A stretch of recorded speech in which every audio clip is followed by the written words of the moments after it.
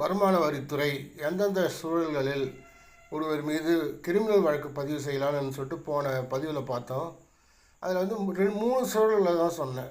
இப்போ வந்து மீதி இருக்கிற 2 சூழல்களை சொல்ல போகிறேன். ஒன்று வந்து உங்களுக்கு ஒரு நோட்டீஸ் வருது, வருமான வரித்துறையிலேருந்து உங்களுக்கு ஒரு நோட்டீஸ் வருது. அந்த நோட்டீஸ்க்கு நீங்கள் வந்து ரெஸ்பாண்ட் பண்ணலை, அந்த நோட்டீஸை நீங்கள் கண்டுக்கவே இல்லை. கண்டுக்காமல் வந்து அப்படியே விட்டுட்டீங்க, அலட்சியமாக விட்டுட்டிங்கன்னா அவங்க வந்து உங்கள் மேலே வழக்கு பதிவு செய்யலாம். இந்த மாதிரி ஒரு சூழல் வந்து எனக்கு ஏற்பட்டது 2008-09. அப்போ வந்து சும்மா டிசிஎஸ் ஷேர்ஸ்லாம் வாங்கினே இருந்தேன்.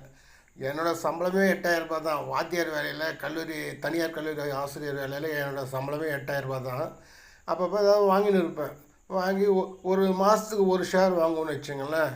அதுமாரி வாங்கின்னு இருந்தப்போ திடீர்னு வந்து ஒரு பணத்தேவை ஏற்பட்டதுன்னு சொல்லிட்டு எல்லாத்தையும் விற்றுட்டோடனே ஒரே ஆண்டில் வாங்கி ஒரே ஆண்டில் விற்றாக்கா அது வந்து ட்ரேடிங்கில் வரும் போல் இருக்குது. அது வந்து இன்வெஸ்ட்மெண்ட்டில் வராது போல் இருக்குது. உங்களுக்கு இந்த பணத்தை எங்கேருந்து 35,000 ரூபாய் இந்த பணம் எங்கேருந்து வந்துச்சு உங்களுக்கு அப்படின்னு கேட்டு எனக்கு வந்து ஒரு நோட்டீஸ் வந்துச்சு.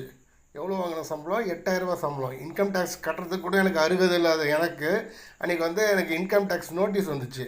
அப்புறம் நான் விரிவாக என்னோடய சம்பளத்தை நான் வச்சு அந்த உரிய அதிகாரியோட ஆஃபீஸ்க்கு அதை வந்து ரிஜிஸ்டர் போஸ்ட்டில் அனுப்புனேன். அதுக்கப்புறம் பதிலே காணாது. இப்போ 4வது சொல் வந்து அவங்க வந்து உங்களுக்கு இன்கம் டேக்ஸ் நோட்டீஸ் அனுப்பி அதுக்கு நீங்கள் ஒழுங்காக ரெஸ்பாண்ட் பண்ணலைன்னா உங்கள் மேலே கிரிமினல் வழக்கு பதிவு செய்யலாம். அதற்கு வருமான வரித்துறைக்கு உரிமை உண்டு.